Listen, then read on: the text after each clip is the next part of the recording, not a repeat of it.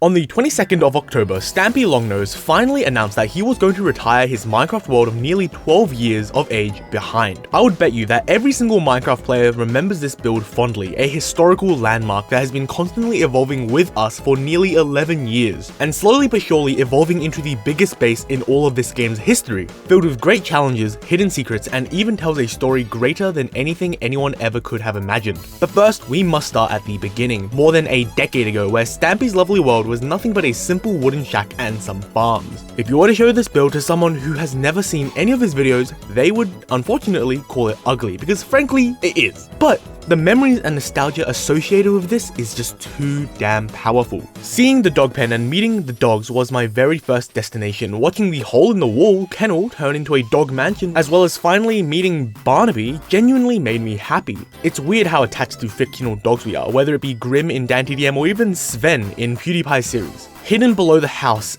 walking besides the pond in the middle to look at Stampy's secret base hidden under his house, and taking a peek at Stampy's secret lab underneath his house. In the horizon, I could see Big Ben, as well as a colourful treehouse in the background, which reminds me of the friends that would constantly be supporting Stampy on his journey. Whether it be elephants or ducks or even an evil cat, these personalities are what brings his world to life. And on the topic of evil cats, I saw a dark, dreary base on the other side of the map, outlined by dark, terrible pillars that reached high into the sky, and in the middle of it was a single isolated island that held a deep, dark secret, and I knew I had to go there even if the journey would be long. And so I hurried west, passing the farms and also witnessing the rocket ship, my personal favorite episode of Stampy's Lovely World, and I knew I was gonna go there next. See, walking along, I realized that I remembered this series so much more than I actually thought I did. I remembered the watertop dining room, I also remembered his ice castle, and as I crossed the bridge, I was met with something beautiful, the world map. I stood in front of it awestruck, an immensely beautiful piece of paper which was a blueprint to the childhood of genuinely tens of millions of people. Millions of people who would come home from school and watch his videos, seeing all the grids slowly fill up with minigames or builds or farms, an immensely satisfying experience, seeing everything fill in the blanks of the world. But most importantly, right now, I saw HitTheTarget's base at the very bottom of the right corner, only a mere 100 blocks between me and it. I hurried down the path, but I got distracted again, and this time by a giant lighthouse in the distance, and as I rushed up the stairs, I got one of the best views I have ever seen in this game, spotting classic landmarks over the span of multiple years. But just as that happened, rain poured over my head, and almost like a scripted event, barrages of lightning struck the island in front of me. After chopping down a tree, I crafted myself a boat and I sailed towards the island as more and more lightning struck the landmass. When I appeared, I was shocked at how different it was. Dozens of lightning coils were spread across the island that attracted the thunder, and ignoring that, the floor was decorated with redstone torches that shone a red light that resembled the color of blood. As I took my first steps onto the netherrack path, I realized the ground was littered with massive gaping holes, a result of multiple explosions, and alongside that, the ruins of multiple homes swallowed by fire, and ruins across the land. Until finally I conquered the hill, and at the top there was a glorious castle to greet me. I walked in and met with an immense atmosphere. Beneath me was a moat of molten lava that emanated heat that flows upwards to reveal a TNT trap that hung just above. I saw a Minecraft track running from beneath, just carrying burning, churning furnaces, and as I continued, I entered into the actual building. To my right was a set of armor that included HitTheTarget's iconic fit, as well as a cage where he kept his prisoners in many episodes. I scrambled up the stairs and met his bedroom, a bow casually sitting by his side before climbing up another floor and finally reaching the top to get this view of the engulfed world. It felt weird being at the very bottom corner of Stampy's Lovely World, seeing the world escape me as fog consumed the houses that stood just out of reach, but there was more. As I finally touched the ground floor again, I realized that there was a trapdoor to the corner that led downwards. Clambering down, I realized that this was a place I should not be in. The walls seemingly got darker and even more red, and in the center was a ring filled with heads, as well as other stuff, but the darkest of all these empty slots was a sign that simply read, Stampy. I think we tend to think of Stampy's world as strictly for kids, but we also have to acknowledge that there was a surprising amount of messed up stuff here. I mean, this dude was planning to capture and then behead our childhood hero, which is, kind of messed up, I would say. Next, I headed towards the shooting gallery, which was always a highlight when it was featured in a video. I picked up my bow and got ready to sharpen my skills, but as I approached the range, I realized that this was going to be more challenging than I expected, but it also was very pretty. It was a wonderfully Halloween-themed map that required you to shoot every single one of the pumpkins on it, which was actually kind of difficult. The one on top of the house and the one on top of the UFO specifically, those were genuinely kind of difficult, but the one that was the most annoying was the pumpkin right behind the UFO, which I actually took an embarrassing amount of shots at. It's actually really bad. I'm actually kind of bad at video games, but it was surprisingly fun, and I didn't know that such a game could be so nostalgic. Actually, if I remember correctly, when I was young, I used to think his skill with the bow was so impressive. I don't think that anymore, of course, but it's always fun to see how far we've all grown, and impressively, and it's also fun to see how much the world has grown, going from a little shack to a massive mansion to an entire island that Stampy built his base on, being conquered with color. But how was such a massive world connected? Surely walking from point to point would have taken ages, and not to mention ultimately becoming boring after such a long time. Wise question, with a clean answer: the subway system. See, under every single giant tree you see across the map hides an intertwined and extremely well lit system of tunnels to guide you through the map. Every time you jump down into one of those stations, it would be a surprise as to where you would end up going, and so almost perfectly, I was back at the start of Stampy's steamed buns. A crucial part of his lovely world was cake. Every single day he would wake up, get his daily calories in by throwing back an entire bloody cake, and then moving on with his day. And seeing this symbol of the series idolized like this was pretty damn cool, and now I had two choices: move on to the East Coast to explore the boats and the UFOs and even the classic spaceships, or go inside Stampy's house, but we all know how this works. We're gonna leave his beautiful house for last as a send-off. So I decided to go to the east, running down the left path and finally learning to ignore the distractions as I stopped by a tomb. On top of it read, "Rest in peace, Spring the dog." I think it's important to remember that Barnaby was not the only dog that Stampy had. He did, in every sense of the word, have a dog army, and every so often he would unfortunately lose one of them. And it would be sad, but at least they would be forever immortalized. Anyways, just as the boats faded into view, I also found I was next to a clock tower, and so, look, I decided the detour was best, and it was claustrophobic climbing up the ladders. This isn't even to mention how it seemingly went on forever, but at the same time, the light at the end of the tunnel seemed to grow closer and bigger too, until I finally was there and was blessed with the beauty of luxury. It was a restaurant at the top of the world. Inside it, I saw tables and chairs and a bar, and it genuinely looked like a great time. It felt like an entire party could be held here, filled with dozens of other people eating. But now, it's a ghost town. I rushed through the window and looked down. It's crazy to think that there are places like this in real life, where a bunch of rich people eat while looking down on the poor people below them.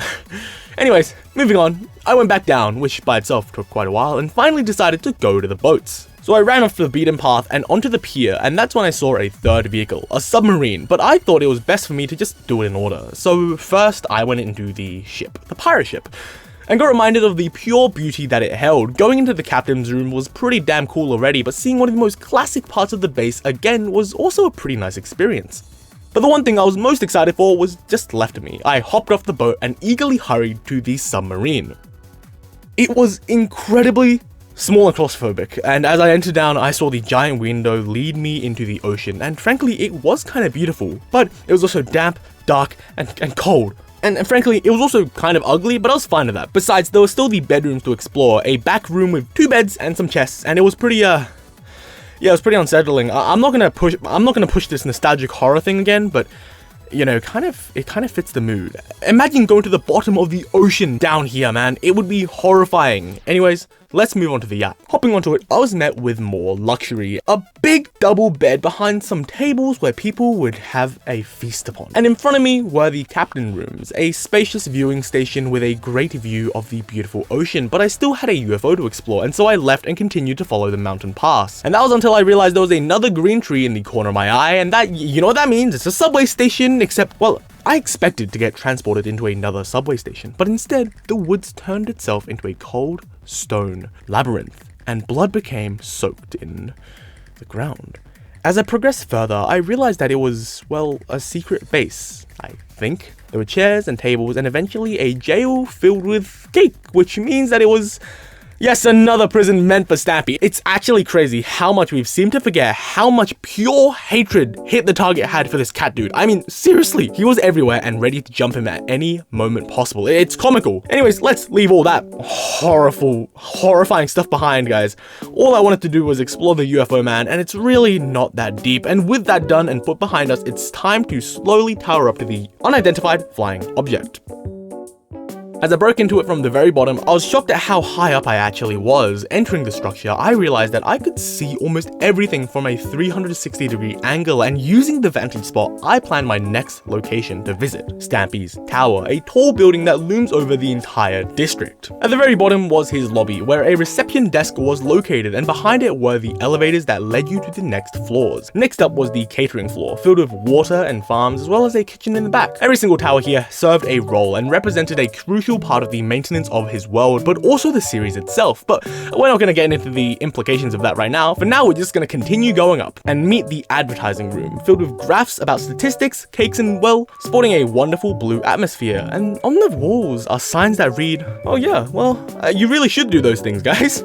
Above that is the love gardening floor, which reminds me of the love garden, obviously, as a kid that I've always wanted to be on. But I was extremely untalented and also extremely lazy back then, so I never did anything to warrant it. It's still a dream I have, but now that the series is over, it's probably gonna stay that way forever. Anyways, moving on, we have the editing room, accented in green and filled with books and a PC on the middle. Above it is the yellow room used for dog grooming, a place to wash them and also give them a fresh cut, as well as a green screen so you can put your puppy on your postcard. Next up is another purple floor, and this time it's literally just a massive mess of crafting tables, but above that was a supervising room filled with what I can only assume to be either flags or windsocks, both of which would just not work in an enclosed room like this without any wind blowing, but I guess the world is magic, so what do I really know? Also, as the rooms progress more, the view just gets better and better and better as more of the land is revealed from below you. Spreading out as far as the eye can see, one can only imagine what the view at the very top is going to be like. Next, we go to the recruitment floor, which has a very cool water dispenser, but above that is the second-in-command room, a floor with a massive table stretched across its length and chairs plastered all besides it.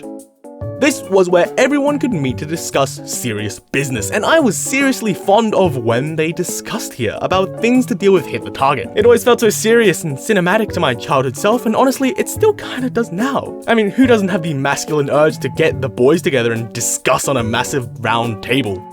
But the magic of the lovely world is always how it combined the contrast of the dark and kind of brutal themes with colorful and silly ones, like the floor above, which is literally for work parties. It's a giant disco floor filled with cake, and to the side of it was what I can only assume to be a polar bear or something.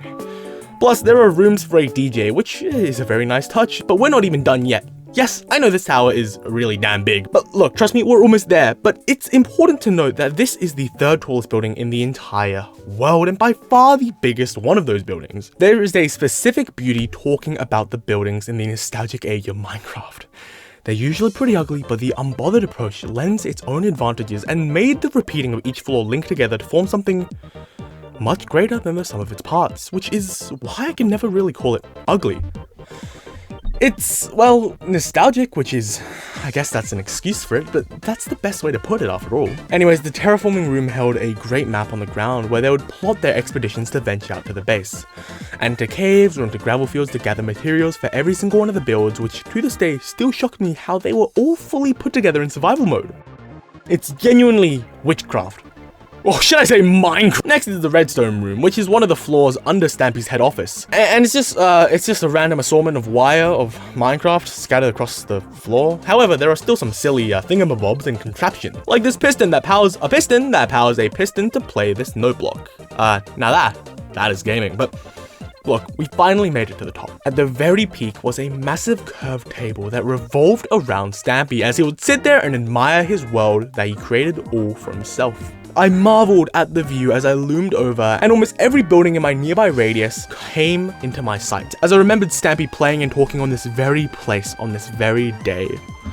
From here, I could make out the theater, as well as the airport, and as well as the rocket and the balloon. 3 of my favorite set pieces in this entire world that I thought were the coolest things in the past. And I was getting ready to revisit all of them in that exact order. I took the elevator down and went to my very first stop, the theater. Back in the day, on very special occasions, Stampy and his friends would put on a play here, and it was always wonderful. Now it's nothing but a shell of its former glory, but it's still very beautiful. When I was at the entrance of this building, I realized that behind me was the Love Garden and Stampy's house, as well as the houses of his friends to the left of me. I kind of forgot that this was kind of just in his backyard, but I really shouldn't have because I was kind of shocked at its pure scale. Running up the stairs and through the doors, I was met with a giant room that shot me with so many fond memories. It was always a treat when a play was put on here, and now I was here in person. I then went to the side viewing stations and I just felt so satisfied being able to visit this pillar of my childhood. I just wish I was here when there was an actual performance going on, but alas, that did not happen, and I fear it never probably will, and why I think this journey across Stampy's lovely world is even more important to me. The fact that I know this place will likely never be touched again, or rarely if we are lucky, makes it feel almost fleeting in a way, but that sense makes it even closer, personal, and it blesses it with a sense of retrospection, which makes this journey through a nostalgic world feel so valuable. Which I do 1 to 2 weeks, yeah, so please subscribe for weekly nostalgia. Anyways, my next destination is the airport and train. When I arrived, I walked into the first building, but I realized that it wasn't an airport, but rather a museum, which detailed all the important moments and histories of this world. It was a very intimate build, where you would see every single bit of history that defined this creation, ranging from his very first house to special landmarks scattered all across the history of his world. In the back was the very first test run of the Love Garden, as well as his cloning machine, as well as a very first rendition of Harry's house. On the second floor were walls filled with artifacts like the moon, cheese, apple, or the dragon head, finally coming to an end with a map spread high on the walls that held an overlay of the entire world. Continuing more through the structure, you'll find various structures and small gadgets designed throughout the playthrough, and to be honest, I can only recognize a handful, but it was still better than nothing. The next building besides that wasn't an airport either. It was a train station filled with various chairs and tables, as well as a terminal. Honestly, it's kind of realistic, but that wasn't the main set piece of this place. No, it was outside, when on the trails was a steam train that stretched across the iron rails. I tried to go inside, but unfortunately it didn't seem to be decorated. But in all other aspects, it's very cool looking, and it gives so much life to this world. I don't know, maybe the Stampyverse. There are other cities, who knows? Anyways, to the south of that is the car store, should I say boat store. See, it's very simple. Instead of cars, they sell boats, which is actually very clever. Alright, let's go to the rocket. I eagerly ran towards it, excited to reenact some of the fondest memories from the past that I ever had. So I crossed the fields and went to the base of the ship. From there, I continued up the ladder, spiraling up the nether bricks until I reached the loading bay, and there I prepared myself for launch, standing in awe of this obelisk of nostalgia. The memories of watching him use this thing to take off into the sky was still one of the most surprising ones and fresh in my mind, and the reason for that was simply because it seemed like magic back then. Anyways, the first, or should I say third floor, was just a storage room, but the real magic was underground, where the living room was located. It was surprisingly spacious, enough room for 4, as well as a small library and kitchen, further bundled with a cake lying on the countertop. There's also a dining table which seemed really comfy, to be honest, as well as a big couch in the back. How would you use any of these things in zero gravity? Don't think about it. Under that was a boiler, a black box filled to the brim with furnaces and dispensers that would be used to power the immense amount of jets underneath this rocket ship. See, the rocket itself, in all honesty, it doesn't really hold up. Look, this thing it looks like a piece of candy corn.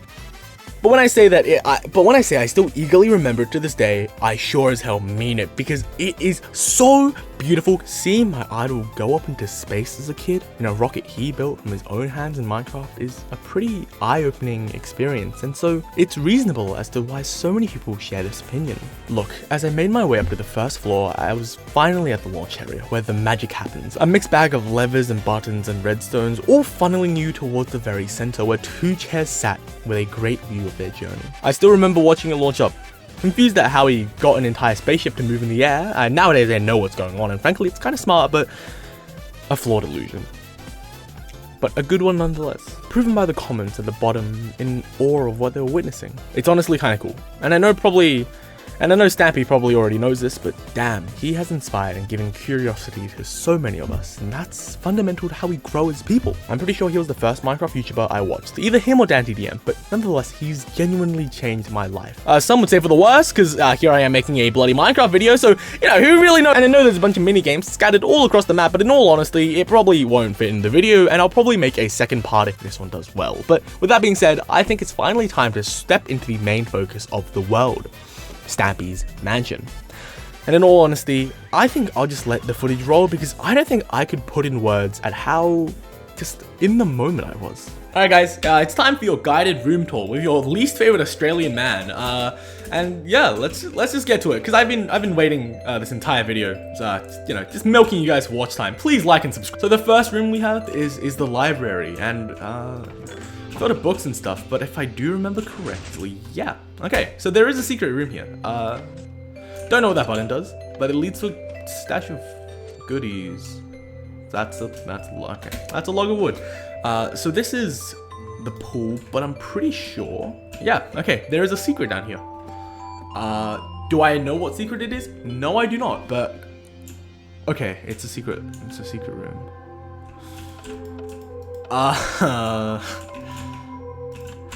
We'll come back to it later. This is so this is the party room where there'll be a DJ here and there'll be like a bar there. And I remember the Christmas special was being filmed here. Specifically, it's a core memory for me because I just loved this place so much, and it would lead out here into, I don't know what this thing is. On this side of the house, we have the kitchen. And this is, I think this was the first room that I ever like vividly remembered playing again in like modern consoles when I was filming the tutorial world video a while ago. But that would dispense food and there would be a painting on that, and it's just like, oh, that's wonderful. It's so simplistic. I mean, this just looks like 2015 Minecraft, something like that. It's been a while, man. Pretty concerning. And I think over here is his inspiration room. Yeah. Where I had a bunch of cool looking blocks, and I think this is the new part of it, which looks absolutely awesome. It looks like another secret, like a secret organization meeting, but I don't know. There's a weird sense of comfort I find in this old one. Anyways, what we've really been waiting for. What we've really been waiting for is What we've really been waiting for, Stampy's house, which is, yeah, I mean, it's imprinted into every person watching this's mind. I mean, the blue carpet is basically a mainstay in Minecraft at this point, but damn, watching him come out to this balcony every single day and like look upon this world, it's good times. Now we're on the second layer of the base. This is another storage room, but if I do remember correctly, this is where the love garden is. Yes, okay. And I mean, what can I say that has not already been said by every single person in this community? This thing is just, it's completely beautiful. I'm jealous of every single person here because they are forever memorialized on this, and it's just, I wonder how like these people are doing right now, right? You ever think about that? Hope they're living good lives. So if we take this ladder up, I think it leads us to, yes, so behind here is the enchantment room. I mean, Stampy clearly just had an affinity for wool. I mean, it's in every single bloody room, but he holds his enchantment table, and I think on the other side of that is, what? Okay, I might be schizophrenic, but I remember this being like a minecart room. Maybe he changed it and replaced it with an altar for dirt, but I don't know. But maybe I could be misremembering. It has been a while. Now let's climb up here. I know, I'm being so official with my roots. And now at the top of his base. I never really understood what the purpose of this was, because it's not really a slide. Like, you can't really ride it down anything, but it looks cool, so I guess that's all that really matters. But down below here is, yeah. So I remember this was introduced later in this series than the other ones, because I mean, fair enough, it's an underground lab, that's some finale stuff, but it's still pretty iconic nonetheless, just because of how different it is. I remember when Stampy first unveiled this, I was kind of shocked because this was really cool, and it had command blocks, which is my baby brain could not even handle that at the time. I was incredibly stupid. I'm making Minecraft videos right now. My point still stands. Anyways, if I do remember correctly, this actually does teleport people. I don't know why it's closed right now, but I remember it being able to, or something like that. But on the other side of this is just, yeah, that. But yeah, that's the build tour concluded, and I hope you enjoyed seeing his base again. Kind of scuffed, but it's 3 AM right now, and I want to go to I want to go to bed. So please let my future self explain this for me. And that's the video. This is my revisit of Stampy's lovely world. Look, please subscribe, like, and all that good stuff, but above all, I just hope you saw this as a worthwhile use of your time, a trip down memory lane. But that's all that's gonna come from me, man. Have a good rest of your day.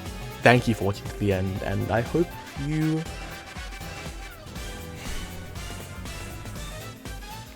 that you can find what has made you yourself in the past and fully embrace it.